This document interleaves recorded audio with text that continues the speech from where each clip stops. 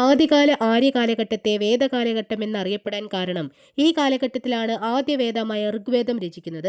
അക്കാലഘട്ടത്തിലെ ജീവിതരീതിയും സാമൂഹിക രാഷ്ട്രീയ സാമ്പത്തികവുമായ എല്ലാ തലത്തിലുമുള്ള ജീവിത സാഹചര്യങ്ങളെപ്പറ്റി നമ്മൾ മനസ്സിലാക്കിയത് ഹിന്ദുമതത്തെ ചുറ്റിപ്പറ്റിയുള്ള ഈ വേദങ്ങളിലൂടെയാണ്. ഹിന്ദുമതത്തിലെ ആധ്യാത്മിക ഗ്രന്ഥങ്ങളെ ശ്രുതി, സ്മൃതി എന്നീ രണ്ട് സാഹിത്യ വിഭാഗങ്ങളായി തിരിച്ചിരിക്കുന്നു. ഗുരുക്കന്മാർ വാമൊഴിയായി പറഞ്ഞു തന്നിരുന്ന വിവരങ്ങളും കഥകളും ഒരാളിൽ നിന്ന് മറ്റൊരാളിലേക്ക് വാമൊഴിയായി തന്നെ പകർന്നു കൊടുക്കുകയും പിന്നീട് ഇത്തരം വിവരങ്ങൾ ക്രോഡീകരിച്ച് പല ഗ്രന്ഥങ്ങളായി മാറ്റുകയുമാണ് ഉണ്ടായത്.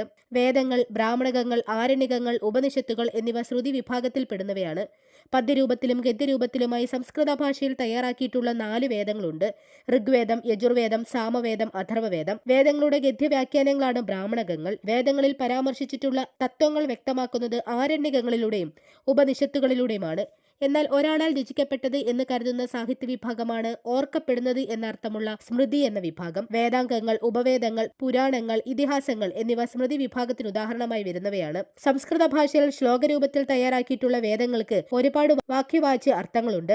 ഇത് സാധാരണക്കാരനായ ഒരു വ്യക്തിക്ക് വളരെ എളുപ്പത്തിൽ മനസ്സിലാക്കണമെന്നില്ല. അതിനാൽ 6 എണ്ണമുള്ള വേദാംഗങ്ങൾ നമ്മൾ മനസ്സിലാക്കിയിരിക്കണം. ശിക്ഷ, കൽപ്പം, നിരുക്തം, ഛന്ദസ്, ജ്യോതിഷം, വ്യാകരണം എന്നിവയാണവ. ഉപവേദങ്ങൾ 4 എണ്ണമുണ്ട്.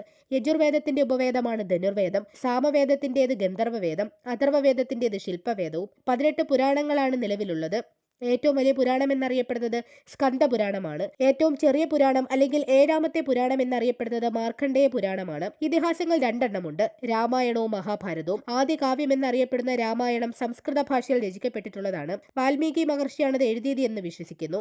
മലയാളത്തിലേക്ക് രാമായണത്തെ തർജ്ജമ ചെയ്തതിനാൽ വള്ളത്തോൾ നാരായണ മേനോനെ കേരള വാൽമീകി എന്നും അറിയപ്പെടുന്നു. ഏറ്റവും വലിയ ഇതിഹാസം എന്നറിയപ്പെടുന്ന മഹാഭാരതം 5th വേദ എന്നാണ് അറിയപ്പെടുന്നത്. 1,00,000 ശ്ലോകങ്ങൾ ഉൾപ്പെടുന്നതിനാൽ ശതസഹസ്ര സംഹിത എന്നും മഹാഭാരതത്തെ വിശേഷിപ്പിക്കുന്നു. വ്യാസമഹർഷിയാണ് മഹാഭാരതം എഴുതിയത് എന്നാണ് വിശ്വാസം.